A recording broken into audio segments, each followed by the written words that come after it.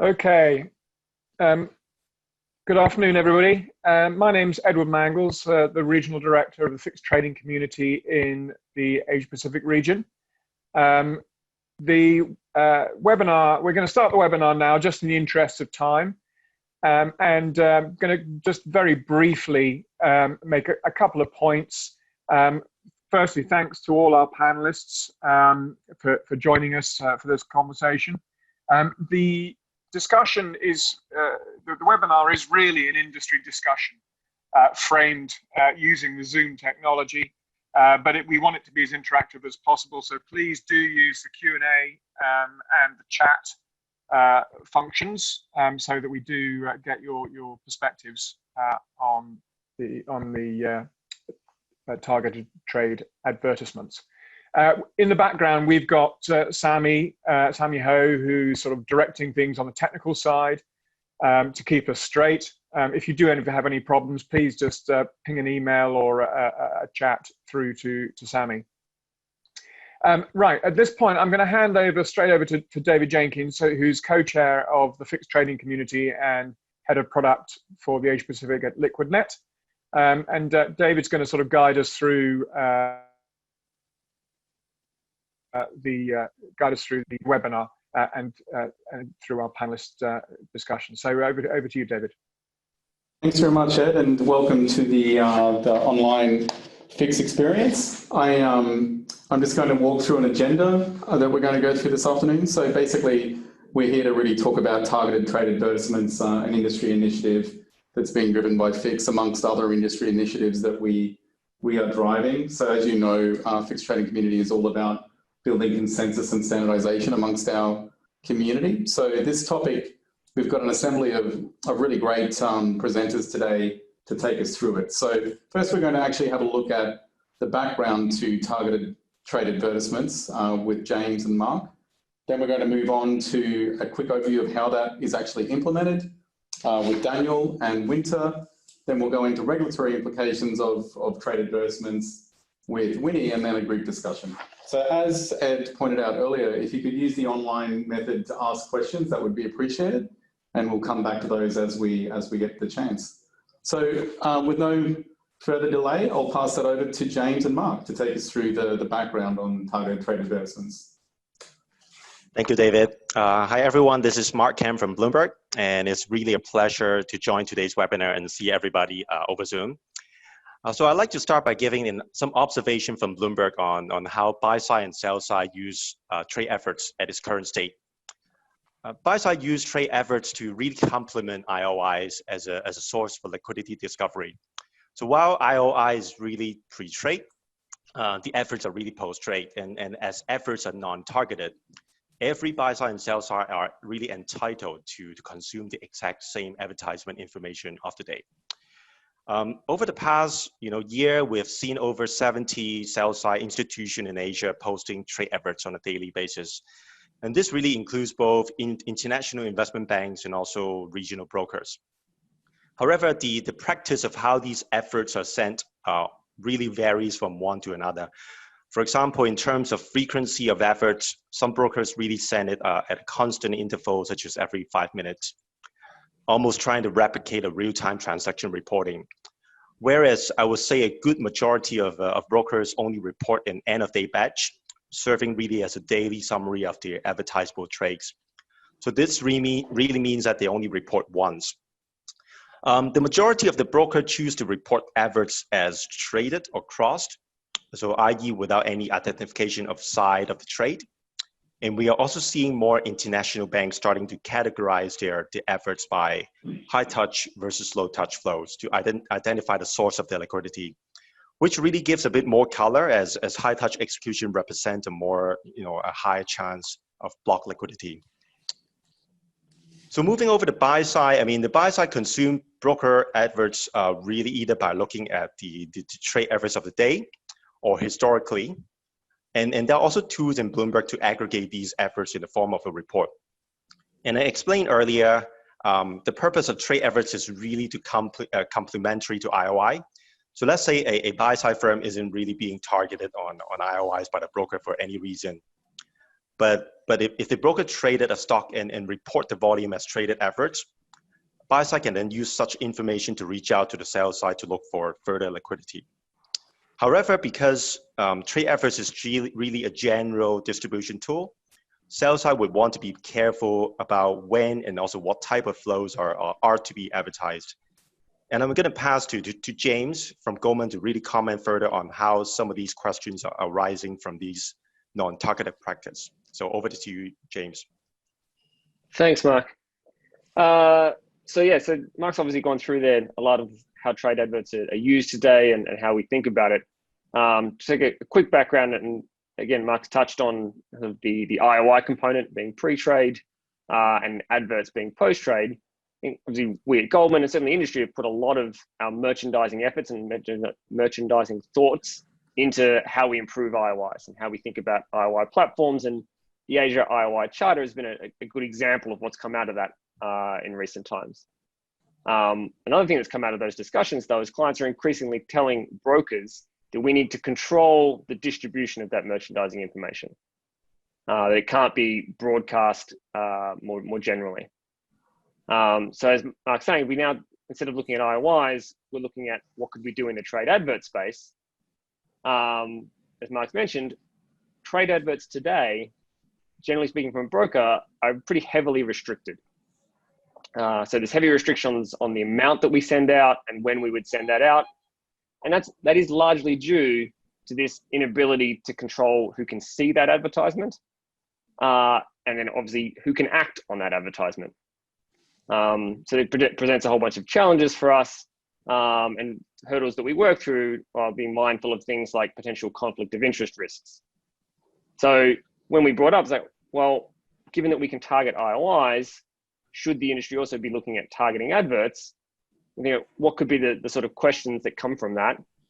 One of them was like, could we be using these existing protocols, obviously FIX being the primary one, to create a more level playing field?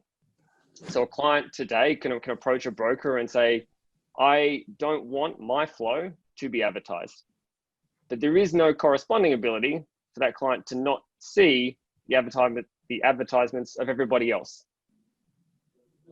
The other is, if we added targeting to these adverts, would that, as Mark's touched on before, enable the sell side to advertise more? If you could control distribution, would there be more of a willingness to show better information and more information to the wider community? So as we think about that, when increasing that scope of what could be advertised, we're talking about things obviously like the size, so how much we can show. As Mark clearly touched on before, we talk about like potentially showing direction. Most brokers, us included today, don't put buy or sell and show direction on our trade adverts. If you could control who was seeing that information, there may be a more impetus to do so. And then lastly, is we kind of can bring that back to how we think about adverts similarly to IOIs. Typically, when we talk about IOIs, there comes this kind of concept of tiering and breaking up kind of the flow of information into multiple tiers, and then each tier has different sort of amount of information or the timeliness of that information. So when that information is received by any given person. So having that targeting opens up this concept of what is the time component of a trade advert? When could a trade advert be sent? When could it be consumed by either a target audience or by a broader audience? Like, how does that information within that advert decay over time? So with that, I'm going to hand back to Mark, who's going to give us some more thoughts on that time component. Yeah, thank you, James. This is just really comment also on leveling the playing field. I mean, there's certainly an argument for making trade adverts publicly available after a certain period of time, essentially just delaying the general distribution. And the rationale is that there is a time decay of the value of the trade efforts. And the sensitivity and also the value of these efforts become less significant, let's say 3 days, 7 days, or even a month after the transaction. So as time goes on, it becomes fair for these targeted efforts to be made public information. So we can propose, for example, the efforts to remain targeted for a period of 3 days or 7 days. and after which they will become a general distribution. But of course, if we are to implement it, the optimal time for such delay can also be tabled for discussion, right? Also, another comment on targeting of the trade efforts. I mean, will targeting of trade efforts not only increase the volume of posts because the sales side can become more selective to target, but also motivating sales side to increase the frequency of these posting, right? Such as posting at intervals, intraday, like some bigger banks do now.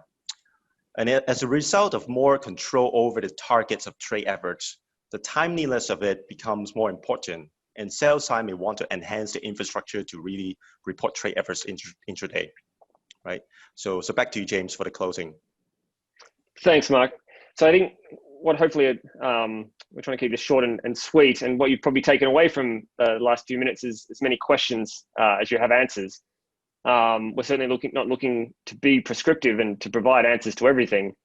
I think we're looking at the concept of, by adding targeting to trade adverts, is certainly not a silver bullet to solve all of our merchandising challenges, but it does feel like a first step to improving the quality of a trade advert, and as Mark's touched on there, potentially the quantity of adverts that the industry can be sending and industry can be using.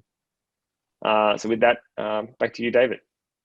Great, thanks very much to you both for those comments. Actually, obviously, there's a lot of questions I think we could ask around some of the comments there, particularly around things like usefulness of trade advertisements or the time decay that James touched on. So we'll leave those until the Q&A session. But now we'll hand over to the technical team to talk about the implementation of targeted trade advertisements on the fixed standard. So over to you, Daniel and Winter. Yep.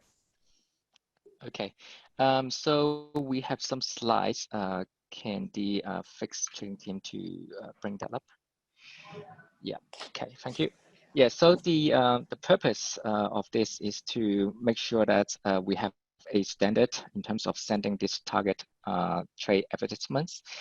We got this request from James around October last year, and we feel that it is something that can, really benefit everyone, level the playing field, as well as giving the industry player a practice that they can, easily adopt, and also allow, systems vendors to quickly, put together systems that can be used by, across the industry. So we put together this fixed protocol gap analysis document.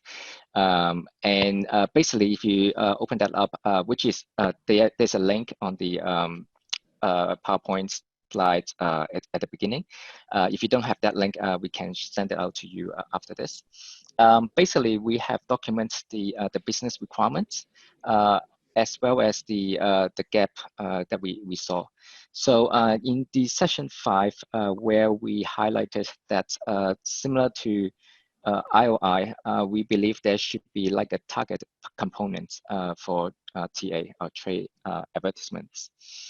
So if you look at the bottom right hand corner, which is the main parts that we add, is the adding tag 215, 216, and 217 to the TA message. So if we look at the next slide, yeah, we will have some explanations. This information are all publicly available on the fixed trading websites. This is extracted from a website or web page called Facsimate. And you can see that for tag 216 is basically saying that what kind of or what type of target this is. So you see the list there, so I won't go through it one by one. And 217 is basically the ID or the destinations. And the last slide of the technical components give us an example of how the fixed message will look like. So the top part is the before message. You will see that it is a target message of the stock HSBC. It's a cross, and basically right now this will send to some IOI or TA networks, and then this will broadcast out to everyone.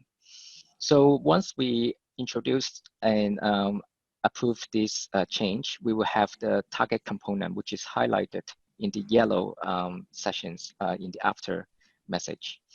So you will see that here is an example of 216 equals 2, which is a target list of UK list. So here you will substitute your destination there. 216 equals 1, which is a particular firm. So here is a US firm.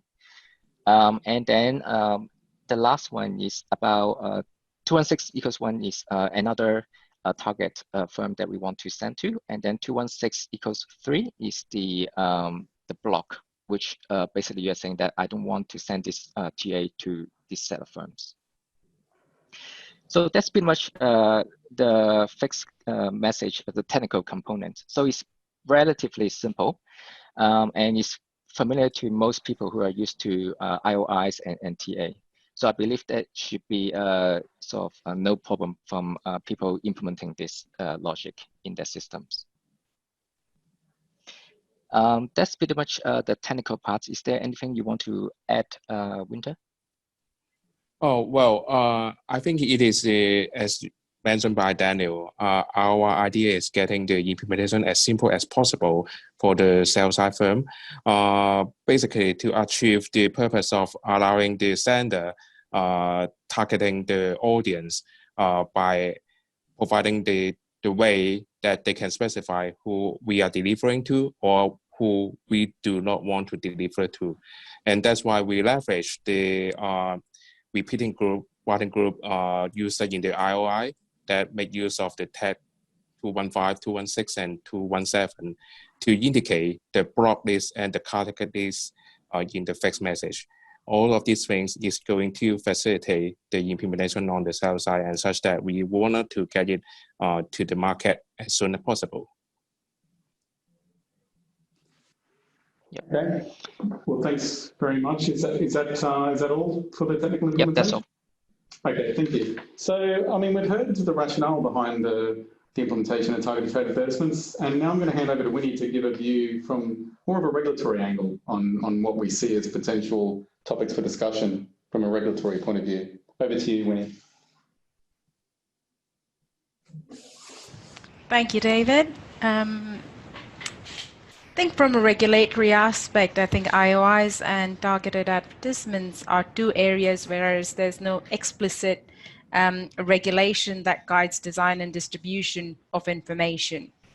As Mark and James earlier mentioned, IOIs are pre-trade while targeted advertisements are post-trade, which to an extent means there is lesser risk of information leakage when it comes to targeted advertisements. One of the things that we do need to remember, though, is SFC's Code of Conduct, which mandates all licensed institutions to have security controls in place in order to protect confidentiality and integrity of client information.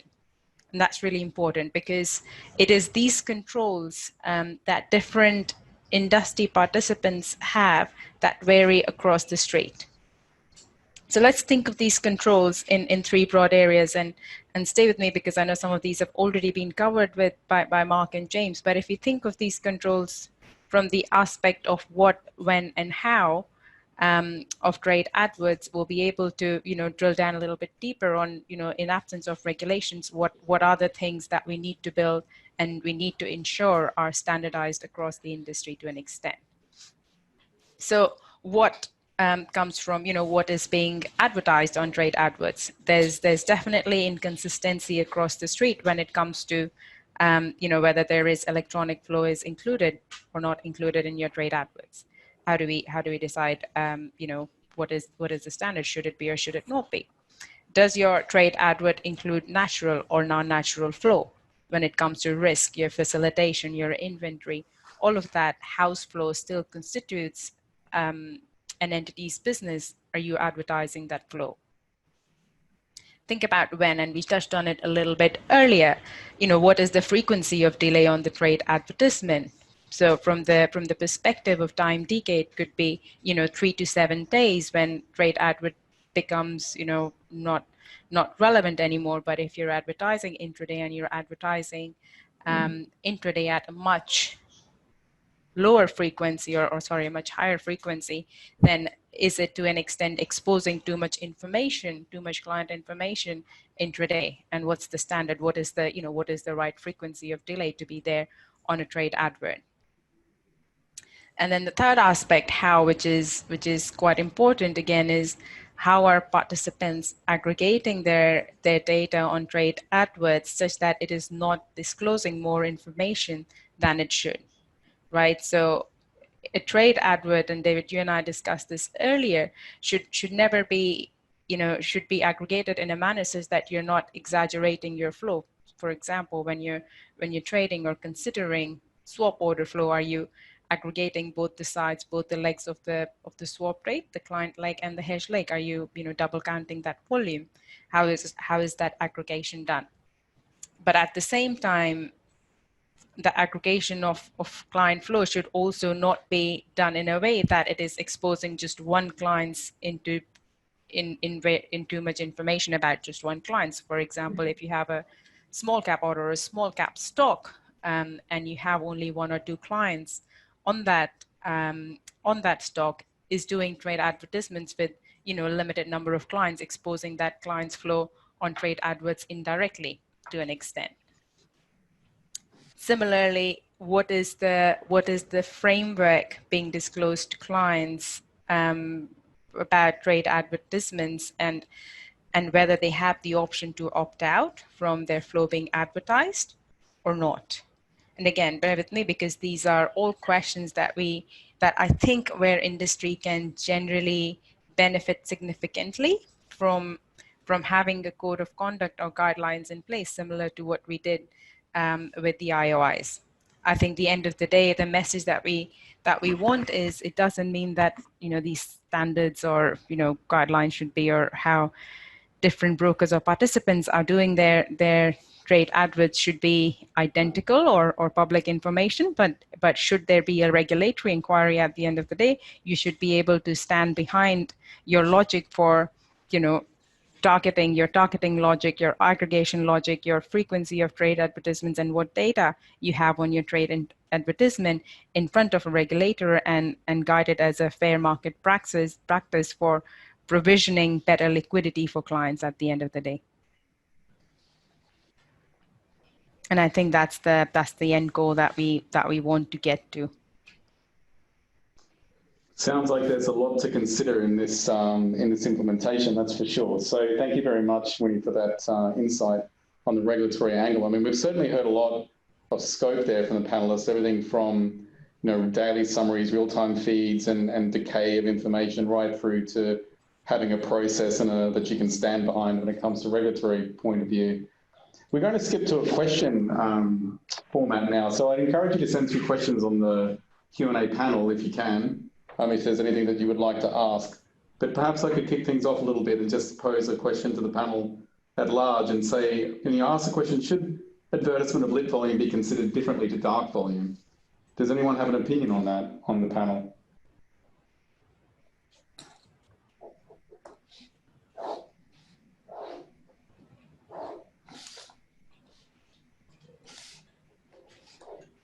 No opinions? I mean, it is, no. It is something that is particularly of interest, particularly around things like the advertisement information prior to that information being attributed to the brokers. So it really comes down to when that information is actually published to participants from volume that is done in the dark. So I guess that's where I was really aiming for with that particular question, to see if there was any views around where those two things might actually line up. I don't actually have any questions coming through at the moment on the Q&A panel, so just David, on that one, I mean, is this between lit and dark? Is this also sort of highlighting the point of it all depends on who you speak to, which sort of is again where sort of encourages organizations like the fixed trading community to get involved, because we're looking for greater standardization, we're looking for greater consensus, so that as an industry, when we're talking to each other, we're coming from a more of a sort of a level playing field. And is it something that, as an industry, we need to discuss more? What are the grey areas where individual firms are having to interpret for themselves, and almost without asking their peers, their competitors, their clients and prospects, have to make a best guess? So is this one of those areas where we actually, as an industry, we should be asking? These are important questions. So that, and to Winnie's earlier points, it doesn't raise questions amongst regulators because it's felt that actually it's under control by the industry. It's an interesting one that and I agree with you, Ed, and just thinking out loud about dark and lit. I think one of the reasons why people trade at dark venues is to remain anonymous, right? And to not be visible and not make that information visible on a lit order book. Now, if you're doing trade adverts and your trade adverts are real time and you've advertised volume on a public forum, through adverts, does that potentially break that idea of wanting to keep that volume in dark by putting it out on a trade advert? Again, potentially a middle ground could be that you could have dark volume advertised at the end of the day, but not real time or intraday. Yeah, I think that is one definite angle there. I think to your point, Ed, also we could work as an industry on greater standardization around that. I mean, it's and it's not just really related to dark volume, it's also related to markets which are not attributed until end of day. So correct, yeah. Actually, you could be advertising something intraday that later on doesn't necessarily reconcile with what was attributed at the end of the day. So that's an interesting thing that as an industry, I think we could work towards some level of understanding about how that's handled. There is actually a question that's come up on the Q&A. It's a very Bloomberg question. So basically, I think that's to you, Mark. Is rank feature and advert the same? If no, then what is the difference? Yep. So basically, rank is an aggregation of broker advertisement volume on a post-trade basis. So user of rank function can basically run reports to see, for example, over the period of time, what is on aggregate, how much volume is being traded on a particular stock or sector by a list of brokers. So basically, they'll be ranking by volume. So you can think of trade adverts as what is posted by the broker, right? But if you want to run reports and aggregate all these volume together and do broker ranking, then you can use the rank function. Thank you very much for that. Are there any other questions from those on the webinar? Yeah.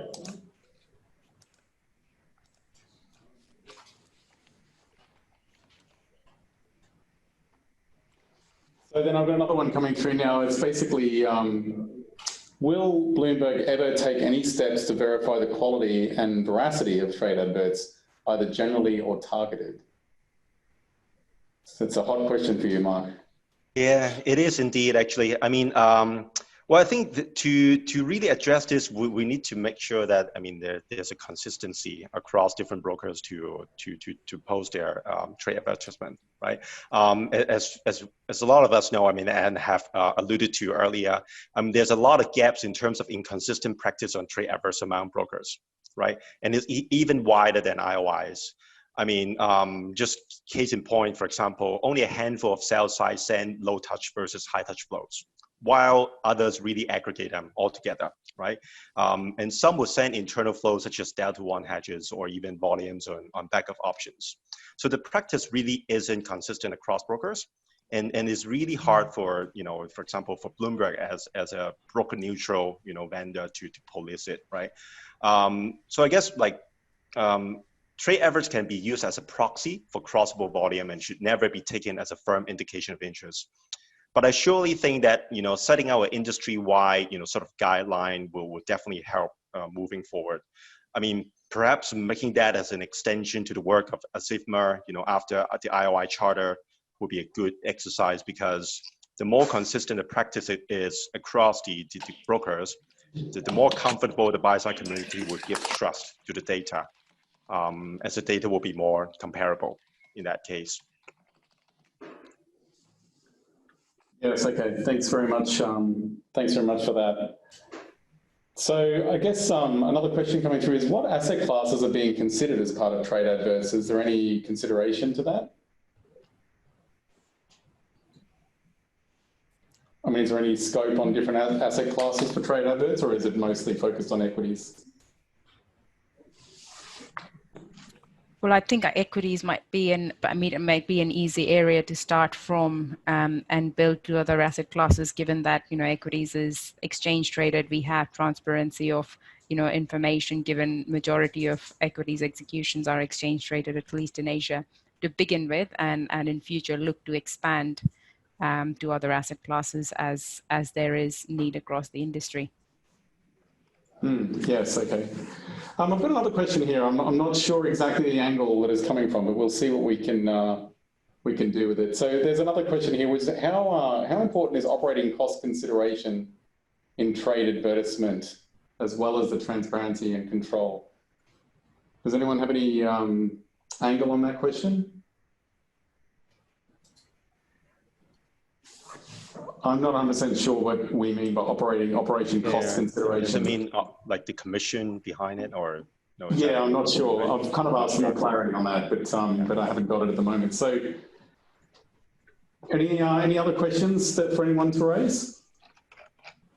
I mean, can I maybe ask again broadly, what do people think about implementation? Obviously, fixed trading community and this group has done the gap analysis, has put together the this option. Do you think that we will see increased uptake and use of targeted trade advertisements because of the use of fix, or is it are people going to wait, as you said, Mark, for greater clarity, greater standardization?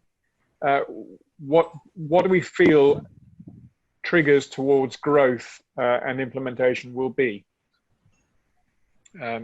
Mark or James or Winnie, or what do you think?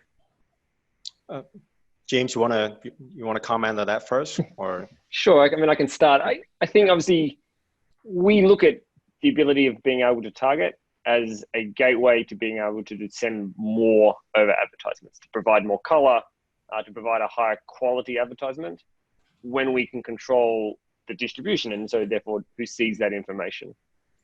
So obviously the practical nature depends on, and Mark will probably touch on that in terms of the implementation and timelines and resourcing, and if that's what the reference was to operational cost. Yes, all of the changes and complexities in systems are going to have costs associated, and we certainly as a broker, but also as an industry, need to weigh up the costs of that implementation versus the benefit that we're getting. But yeah, I guess we look at that ability to target as a step forward in being able to advertise more and to provide more color. Yeah.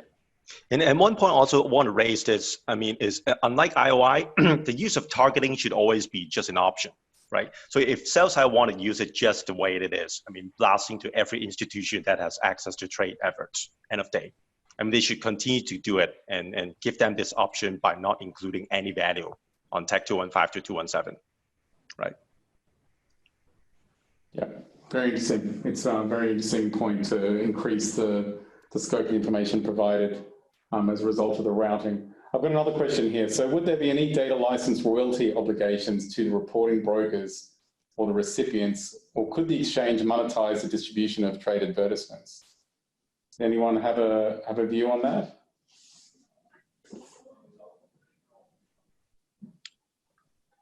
I guess, yeah. Okay, Winnie. Sorry, go on, Mark. Okay, well, I guess some of the exchanges in Asia already have been contributing data in terms of trade advertisement, anyways, right? Because for example, in Taiwan, Korea, and India, Australia, and also Indonesia, right? They actually report the volume that is traded per broker, right? But it's just that it's not on a real-time basis. Some exchange will also post it on a T+1, or some will be end of day. So I don't see that an exchange will be able to use this as a chance to monetize the distribution of trade efforts, because some have already been posting it anyways. Yeah, I think that kind of comes back to my point earlier about the trade attribution. Some exchanges publish that information at various different time intervals, yep. as you point out. So yes, exactly. Not necessarily in that. So that's why I think, to add on that, I mean, there is value to post trade efforts on a real-time basis, because exactly because some of these exchange, although they have more accurate data, will be on a delayed basis, like on end of T day or T+1. Yeah. Okay, understood. Thank you very much. Are there any other questions anyone would like to ask?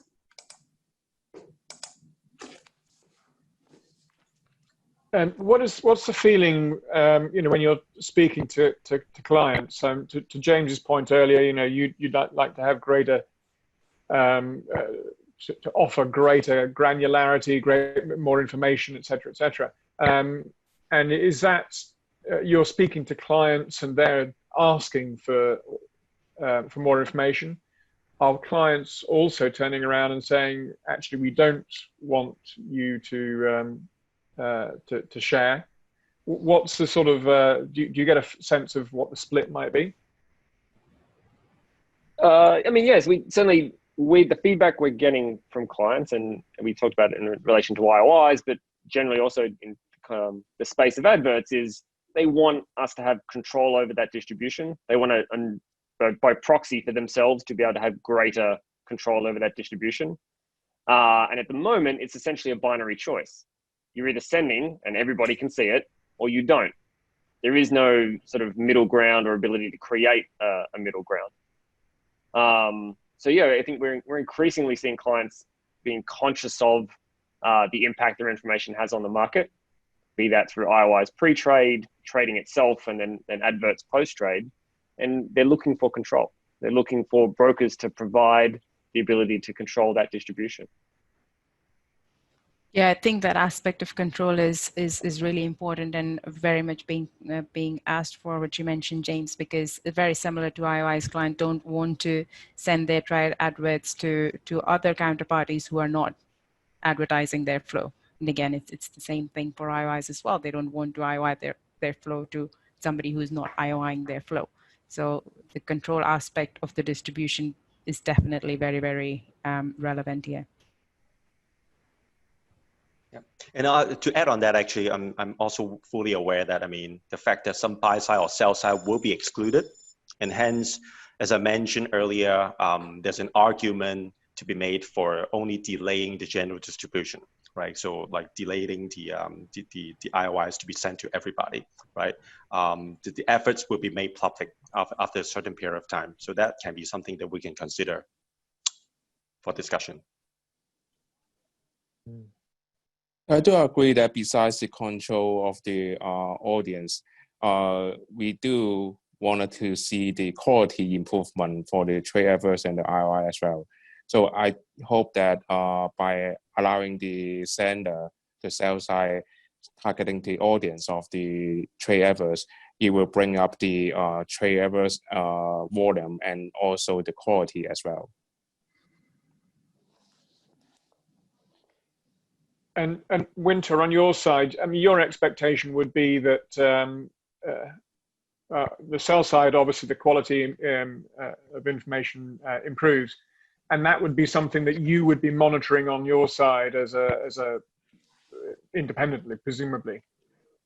So providing feedback to the industry and holding them to task as required. Yeah, absolutely. We do wanted to receive more information. We wanted to see the information transparency raised in the market, and also we would like to receive the information from the sell side, which names or which area they are expert in recently, and it makes our decisions much more better. So I do think that we would like to see the quality and the volume of the trade offers raised it.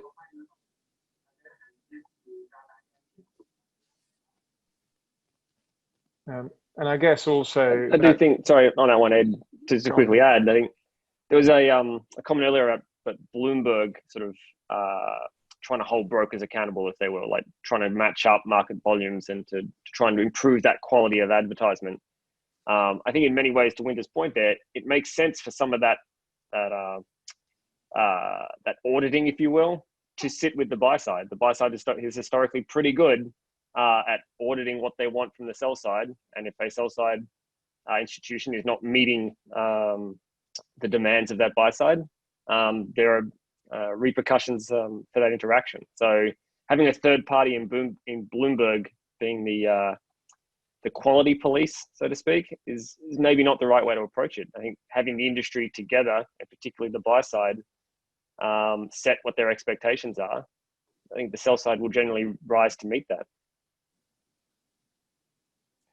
Yeah, I agree. That I don't think that the implementations of the trade adverse relies on the Bloomberg, which is a third-party vendor. I do believe that those things should happen together with the effort from the industry on both the buy side and sell side. And given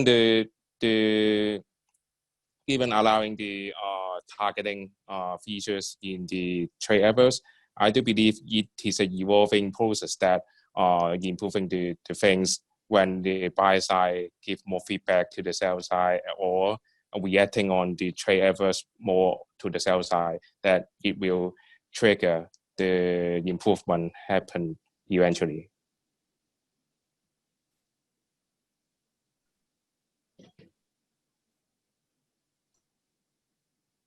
Sorry, I guess it comes back to, as we were saying about the IOI charter, the work that's ongoing at the moment across the industry.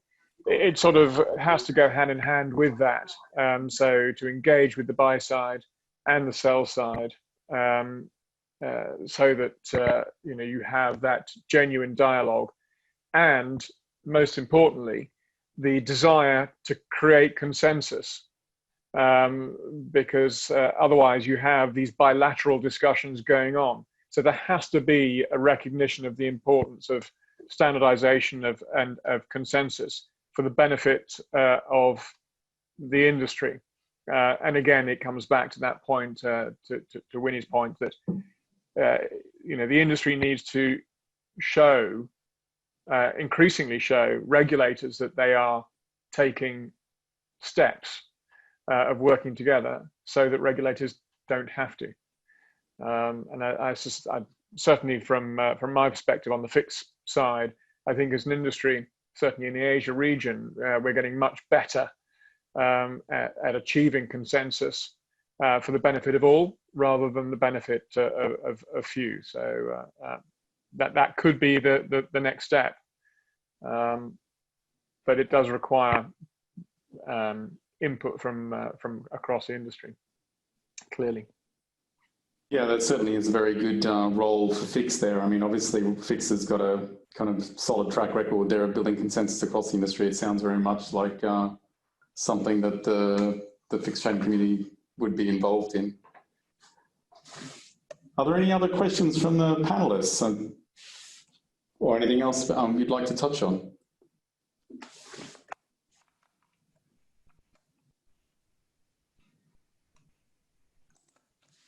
There is that. Sorry, there is one here just in terms of the actual fix support, as I touched on earlier.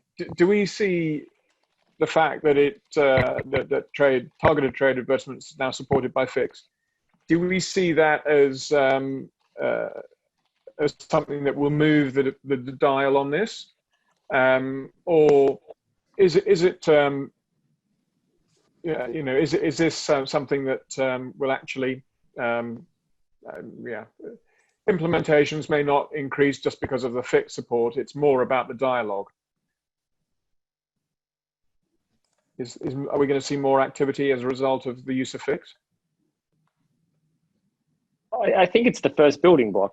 I think it gives a platform. Like if you started prior to targeting, there was a big mountain to climb to get to consensus and to get to a place that I think from this webinar, it sounds like we all want to get to in terms of higher quality and more adverts. I think as we mentioned before, this certainly by adding targeting into trade adverts isn't the silver bullet and the end of the road. There's a long way still to go, but hopefully this is kind of that first building block to really inspire people to go, well, it is going to be possible, given that the protocol can now support it, for us to have these discussions about how should we be using trade adverts in the best way as an industry going forward. Yeah, I would tend to agree with that also. Like it's absolutely essential to have the protocol support. I mean, at least then you've got a common language that you're speaking to each other as a basic building block, you know, and then we can work on implementations from there. So that is a very good point, actually. So is there any final comments that any panelists would like to make on the topic? I mean, we've covered a fair bit of ground there, but if there's any closing comments you'd like to make? I think from a technical perspective, the gap analysis is now public, so you know, open to additional comments before we close it. Yeah. Mm-hmm.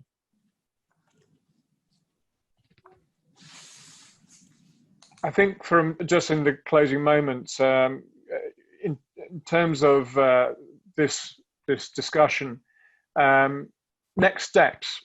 The fixed trading community is all about doing things rather than about just talking about things. And so in terms of next steps, I think the takeaway that we will have is to continue the discussion across the Exchange and Regulatory Committee of the fixed trading community. Obviously, we work hand in hand with the SIFMA and also with Asia Trader Forum and other industry bodies like Q15. So we will introduce it into that context with the aim of, as you said, James, using this as a springboard into a wider discussion, engaging with the buy side and with the sell side. And it boils down to be honest, appetite. There are a lot of things going on and a lot on everybody's to-do list. So I would just suggest that firms need to think about prioritization of this. How important is this? And if the answer is, yeah, it's of interest, then do get involved for member firms. And if you're not member firms, then you should be. So join the fixed trading community. If for no other reason than to join these discussions, contribute to the development of the industry, and support a protocol that probably your firm is using day in, day out for institutional trading. So do become members. That's my little pitch as we close. All right. Well, good pitch there, Ed. So yes, I'd like to thank all the panelists. If there's no further questions at this point, we can bring the webinar to a close. So thank you all, and thank you for your hard work on bringing the standard up to scratch and for initiating this initiative.